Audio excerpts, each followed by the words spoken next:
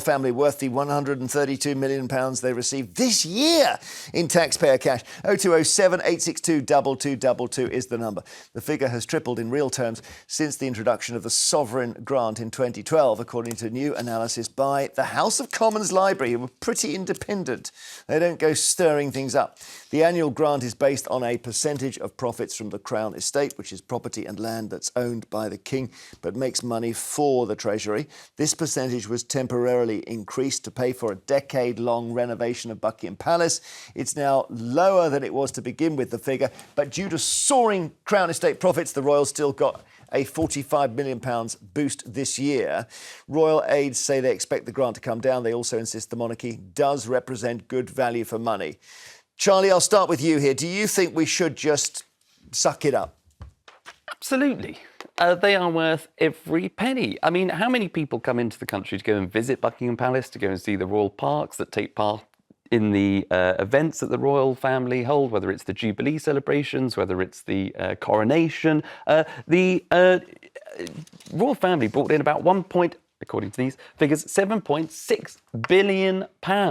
So, they make more than what they obviously cost us. And if you're talking about, just on the back of the last story, when it comes to immigration, £6 million to £8 million a day goes on illegal migrants being housed in hotels. If we can afford that, £6 million a day, I think we can afford 132 million a year, which is a one-off because of that renovation, which is 22 times more. You're paying 22 times more on illegal immigrants in hotels than we are our royal family. I think they're worth every penny, and I'll be happy to contribute a bit more if necessary. All right, let me just play you a clip from somebody who disagrees with you. This is Norman Baker, who was a Lib Dem MP, and he was speaking on GB News about it. Our monarchy, unlike other European monarchies, is hopelessly out of date. It's imperialist in its outlook, a bit like the Russian Tsar would have been. And it costs us an absolute fortune. I don't think we should base our constitutional arrangements on what the tourists want, frankly. If you look at the most successful royal palace in Europe, it's Versailles Palace, and the French monarchy was abolished in 1848. So in theory, if there were no royals in Buckingham Palace, we get more money from tourism, not less. Ooh, that's a good argument, the old Versailles argument, that if you empty the palace, more people come and see it. Precisely, and we know what they did to their royal family. Well, you're not wanting similar. Of course, I'm not suggesting that at all. But in its simplest terms, this is obscene, right? If you break this down, if I have a sprawling property portfolio and I can't afford the repairs on one of them, then I have to sell that off. I don't then get other people to fund it for me. Add to that, King Charles is reportedly worth £1.8 billion from the money that his estate rakes in from inherited land, from the seabed, from the air, from profiting from charities, from our public services. Pay for it yourself. And also, but he sort of is, because the Crown estate generates money. Come on, Jeremy. The seabed, this massive boom in offshore wind, he just pockets. How can we justify this? Jeremy, how can we justify this in a period where we have got people, Labour, taking PIP money away from disabled people, 1.4 million children living in poverty? It's obscene. And also, there's no reputation there either. In terms of, if you're Charles and you're in Buckingham Palace, I don't think he probably considers that to be his home. But it is one of them. It's a place he lives, which we all own. And when it starts falling down, we all have to repair it. Now, you're right, we can decide to level it and put some tennis courts there or something. I'm not saying that. I'm saying do what they do with the palaces of Versailles, where it's actually much more accessible when you don't have a family living there that we pay for. Point. Charlie, how about that? As we try and find some common ground here. You could say to the King, look, you don't really need the palace, frankly, because there's just you and Camilla, and they've got, no exaggeration, 775 rooms. So we'll take it over and open it as a museum, and you can move to St James's Palace, Windsor Palace. Well, then when does it stop? You'll be moving them out until they're, my next-door neighbour, maybe. But, with the greatest respect, Why? Why can't he use his money? He doesn't even pay inheritance tax like the rest of us. Why can't he just use his money, his public service to the public can be, I'll sort these repairs out myself, everyone. Well, because the public service that he does and duties are a lot more than what we do. What, like trousering cash from people that you shouldn't. But the whole royal family, as Jeremy said, brings in more money than what is being spent anyway. It is not. It is not. It's absolutely true. Our economy is worth 140 billion.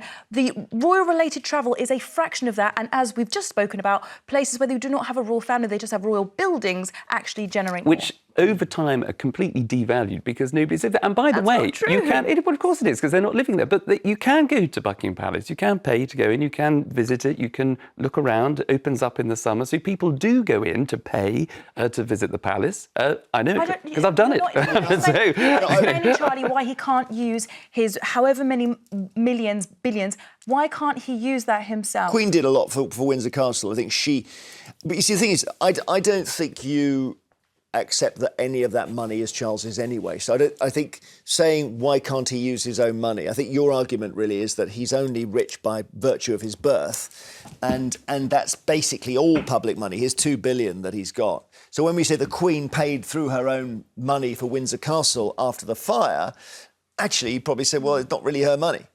I mean, that's the thrust of it, isn't it? You don't think they really own anything. I question a lot of it. But fine, let's just say they have what they have, right? Which I don't think is fair either. Why should this man own our seabed? Right, the air. We learned from that Channel 4 Dispatches documentary. Yes. They charged the taxpayer for air, for 1 cubic unit of air. It is obscene. OK, Caroline is in Lancashire. Hi. Morning, Jeremy. Is Marina right about this? We cannot be throwing money at Buckingham Palace when Charles has got $2 billion. She's absolutely right. I totally agree with everything that Marina is saying. And I'm giggling away watching the screen because I feel so sorry for Charlie. He sounds like a Stepford wife. I think a lot of people are brainwashed. It's the nicest thing anyone's ever said about me, Caroline. That's very kind. Well, I was trying to put it politely, and I'm sorry to say it. That is polite. You did. It's lovely. So you think he's been brainwashed into being pro-monarchy? I do, because there's so much PR on the television. After the Dispatches documentary that Marina mentioned about the King, the Prince and their secret millions based on the Duchy of Lancaster and Cornwall, there was a charm offensive then of documentaries about Kate and then one about Prince George. And it's all a lot of PR and propaganda. I just think, sadly, it's an outdated concept. But don't we enjoy that? Can't we enjoy it a bit? Do we have to see through behind the curtains with everything and peer into the wings? Well, I think if you're sentimental about the royal family, then it would be hard to, get rid of them. But in terms of the economy, look how much Taylor Swift brought in when she came over here for, was it 3 weeks, doing concerts? That's a good point. Have other ways of earning money. It just doesn't sit well with me when there are people who are suffering the loss of their winter heating payments and disability benefits being cut. If we need to make such cuts, we need to start making them in other areas as well. All right, Caroline, thank you so much. Tony in Surrey, what do you think? Greatly interested in this subject because if we look around the world, can you hear me? Very much, Tony. We are tuned into every word. Right. I'm all in favour of royalty. Right. Let's just wait for this to... And the reason being that every country has to have a head of state. Yes. I've muted. Well done, Tony. Muted, is it? Can you hear me now? We've always been able to hear you. All right, sorry. All right. I'm all in favour of royalty because it prevents you having dictators like Mr. Putin. We could have Mr. Putin, couldn't we? Oh, that's a good point. You've got royalty. Thank you, Tony. Brilliant argument. A royal family protects you against, I won't say Trump because he's elected, Putin, or, for that matter, Kim Jong-un. You've got to use that one next time, Charlie. I will. Yes, Yeah. yes. No, I think that's right. They can just throw some shade on them. There are other countries where they also have a royal family and they are there for the ceremonial stuff and they don't have these inflated incomes. Well, I think I was going to say Thailand has a royal family, but they've recently had some sort of military coup thing, so you could argue that. I'm just thinking, I've not heard that argument before. Sorry. I just think, look, if it's part of being British to have this, fine, have it. But who's going to come on the balcony at the end of wars?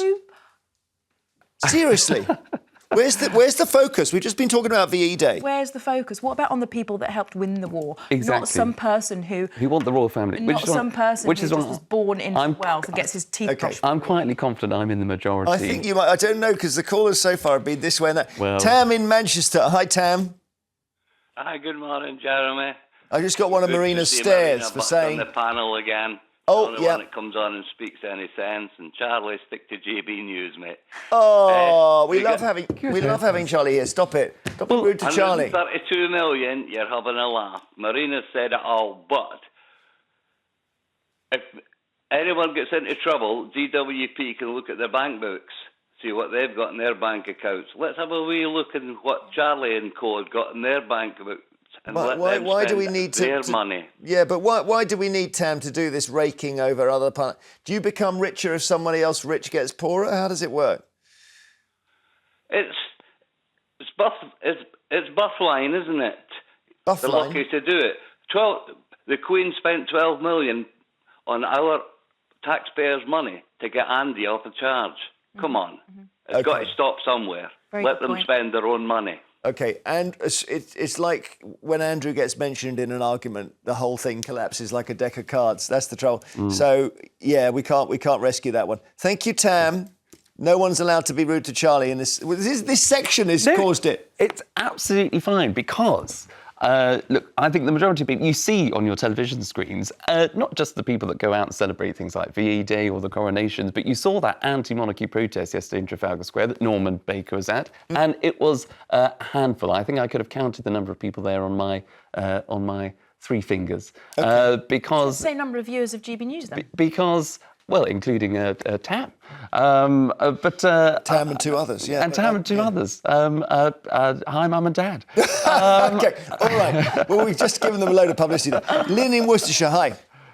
Hi. Well, look, what side are you going to come down on? Because it's quite a vexed issue, this. Come on, Lynn, back me up. I think Britain has lost its greatness, and without the royal family, we would be nothing. Who would we be?